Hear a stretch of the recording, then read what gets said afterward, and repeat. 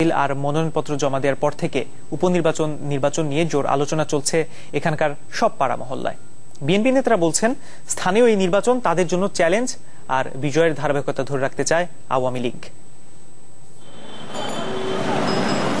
তফসিল ঘোষণার পর মনোনয়নপত্র জমা, তাই উপজেলা নির্বাচন নিয়ে জোর আলোচনা চলছে সিলেটের সব পাড়া মহল্লায়।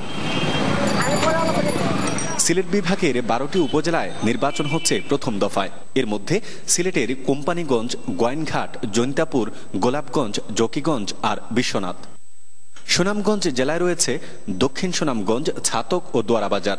মৌলভীবাজারে শুধুমাত্র কুলাউড়ায় নির্বাচন হবে। হবিগঞ্জের বাহুবল আর মাধবপুর উপজেলায় হবে নির্বাচন। আওয়ামী লীগ নেতারা বলছেন প্রত্যেক উপজেলায় দলীয় প্রার্থীকে সমর্থন দেয়া হবে।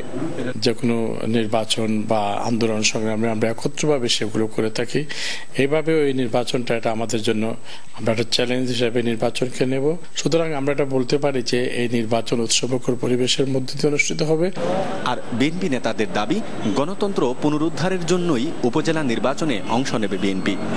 জনগণের কতটুকু সম্পৃক্ততা আছে সেই সম্পৃক্ততা বোঝার জন্য এবং জনগণের আশা আকাঙ্ক্ষার প্রতিফলন ঘটানোর জন্য এবারও স্থানীয় নির্বাচন দলীয়ভাবে না হলেও হয়তো অন্য কোনো ব্যানারের মাধ্যমে বিএনপি সমর্থিত প্রার্থী নির্বাচনে অংশগ্রহণ করবে।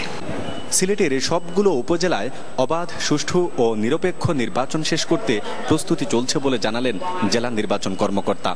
আমাদের কেন্দ্র প্রস্তুতি নিয়ে কোনো সমস্যা নাই।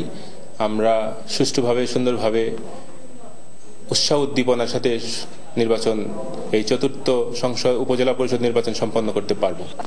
সবশেষ 2009 সালের উপজেলা পরিষদ নির্বাচনে সিলেট বিভাগের 38টি উপজেলায় আওয়ামী লীগ সমর্থিত 23 জন, বিএনপির 8, জামাতের 4, জাতীয় পার্টির 1 এবং 2 স্বতন্ত্র প্রার্থী জয়ী হয়েছিলেন। গুলজার আহমেদ, চ্যানেল 24, সিলেট।